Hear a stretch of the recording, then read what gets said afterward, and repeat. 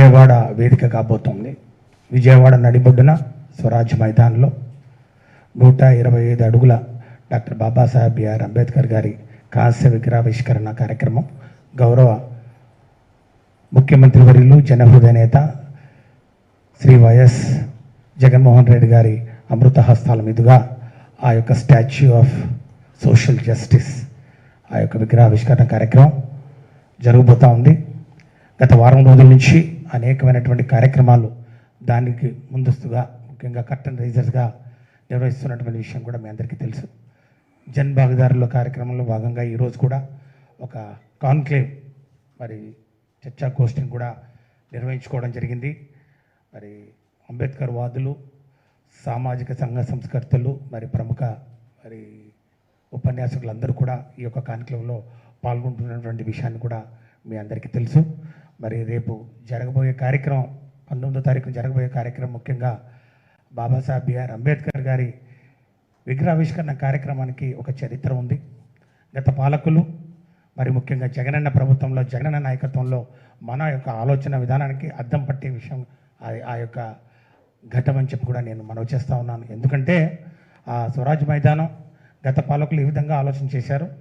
Babasaheb BR Ambedkar విగ్రహ స్థలం ఎక్కడ పెట్టాలని వారు ఎలా మరి ఆలోచన చేశారని దాన్ని మీరందరూ ఒకసారి గమనించాలని చెప్పి కూడా నేను మనవి చేసుకుంటా ఉన్నాను.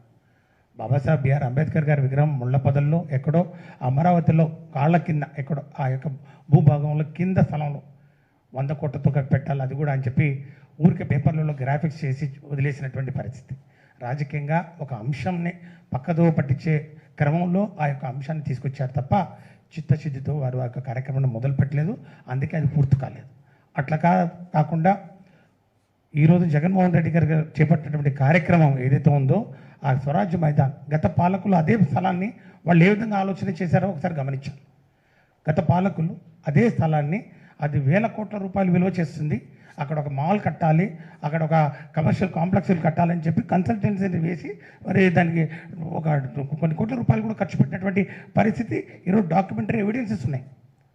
అంటే వాళ్ళు ఇప్పుడు ఆ కోణంలో ఆలోచించారు. కానీ ఈరోజు బడుగు బలహీన వర్గాల గుండె తడి తెలిసినటువంటి వ్యక్తిగా జగన్మోహన్ రెడ్డి గారు, మా కష్టాలను తెలిసినటువంటి వ్యక్తిగా, తన పాదయాత్రలో చూసినటువంటి ఆ బాధల్ని మరి దగ్గర నుండి మరి చూసినటువంటి ఆ కష్టాలని రూపుమాపాలని, ముఖ్యంగా పేదరికం వలన విద్యకు దూరం కాకూడదు, మరి విద్య ద్వారానే పేదరికం మరి దూరం అవుతుందని చెప్పి ఆలోచన చేసినటువంటి వ్యక్తిగా మరి బాబాసాహెబ్ బిఆర్ అంబేద్కర్ గారి భావజాలాన్ని, ఆయన యొక్క ఆలోచన విధానాన్ని ముందుకు తీసుకోవాలని మరి ఆ స్థలాన్ని, ఆ స్వరాజ్ మైదాన్ వేల కోట్ల రూపాయలు విలువ చేసే స్థలం నడిబొడ్డున, విజయవాడ నడిబొడ్డున 500 కోట్ల రూపాయలు, ఇప్పటికి 450 కోట్లు అయింది, 500 కోట్లు టచ్ అవుతుంది.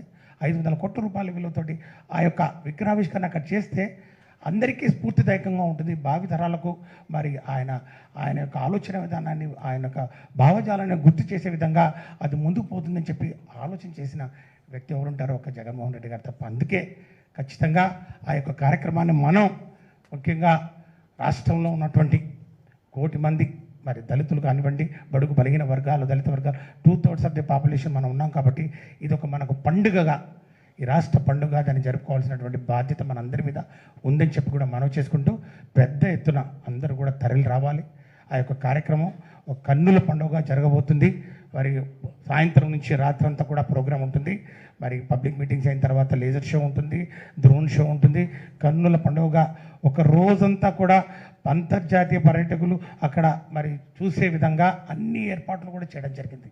బహుశా ఒకే ప్లేస్లో మరి బాబాసాహెబ్ అంబేద్కర్ స్మృతి వనాన్ని ఇంత చక్కగా ఎక్కడ కూడా దేశంలో ఎక్కడ కూడా, ఢిల్లీ కానివ్వండి, మహారాష్ట్ర కానివ్వండి, అన్ని చూడ మేము సందర్శించడం జరిగింది.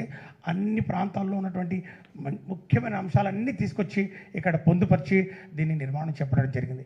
అనేక పర్యాలు మరి దీని మీద గౌరవ ముఖ్యమంత్రి గారు సమీక్ష సమావేశాలు నిర్వహించి దగ్గరగా ఉండి అణువు ప్రతి విషయంలో కూడా వారు మరి చొరవ తీసుకొని దాన్ని ఈరోజు 4.5 సంవత్సరాల పరిపాలనలో సంక్షేమం, అభివృద్ధి ఏ విధంగా అందరికీ అందించడం జరిగిందో మరి ఒక చరమాంకంలో ఈరోజు మనం ఎన్నికల ముందు మరి కార్యక్రమం జరుగుతుందని చెప్తా ఉన్నారు. కానీ ఇది 3 సంవత్సరాల నుంచి వైఎస్ఆర్ కాంగ్రెస్ పార్టీ ప్రభుత్వం అధికారం వచ్చినప్పటి నుంచి దీన్ని మరి ఎట్లయినా పూర్తి చేయాలనే ఒక దృఢ సంకల్పంతో ఈరోజు ఈ కార్యక్రమాన్ని మరి పూర్తి చేసుకుంటాం.